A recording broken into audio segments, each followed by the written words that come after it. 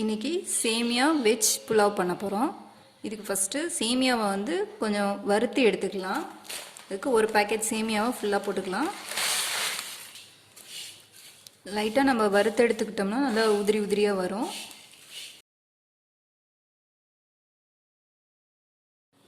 இப்போ சேமியா வந்து ஒரு 5 நிமிஷம் நல்லா வறுத்தாச்சு.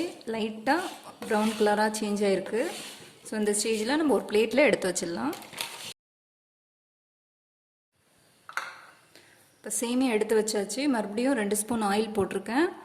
எண்ணெய் வந்து நல்லா சூடாகிடுச்சு. ஒரு பிரிஞ்சி இலை, 2 பட்டை, 2 ஏலக்காய், 2 கிராம்பு. ஸோ இதை சேர்த்துக்கலாம். இது பொரிஞ்சோன்னே ஒரு பெரிய வெங்காயம், 2 பச்சை மிளகாய் சேர்த்துக்கிறேன். இப்போது வெங்காயம் பச்சை மிளகாய் நல்லா வதங்கிடுச்சு. இப்போது ஒரே ஒரு கேரட் வந்து பொடியாக கட் பண்ணி வச்சுருக்கேன், அதை சேர்த்துக்கிறேன். பீன்ஸ் வந்து பொடியாக கட் பண்ணியிருக்கேன். இதில் வந்து நம்ம விருப்பமான காய் சேர்த்துக்கலாம். காலிஃப்ளவர், சோளம் இதெல்லாம் கூட சேர்த்துக்கலாம். நல்லா டேஸ்ட்டாக இருக்கும்.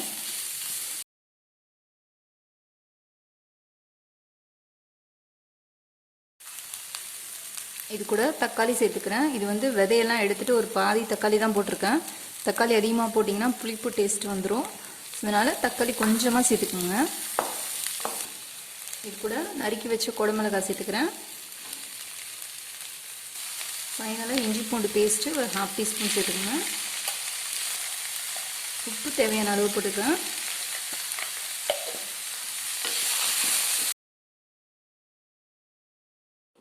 இப்போ 2 நிமிஷம் ஆயிடுச்சு.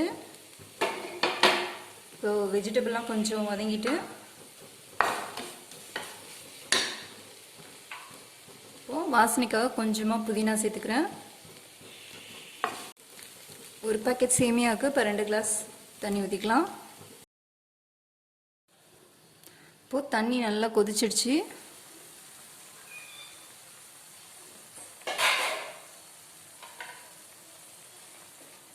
இப்போ நம்ம வறுத்து வச்சுருக்க சேமியாவை இது கூட சேர்த்துடலாம்.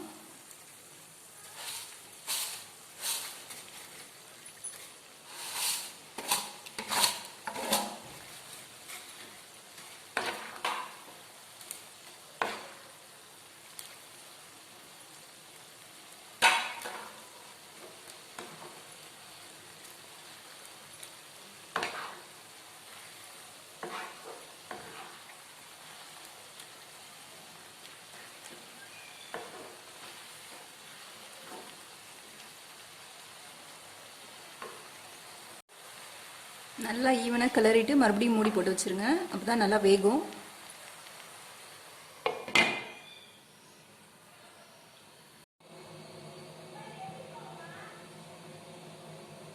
ஸோ வெஜ் புலாவ் சூப்பராக ரெடி ஆகிடுச்சு. கமகமன் வாசனையோடு இருக்குது. இது வந்து ரொம்ப சீக்கிரமே செஞ்சிடலாம்.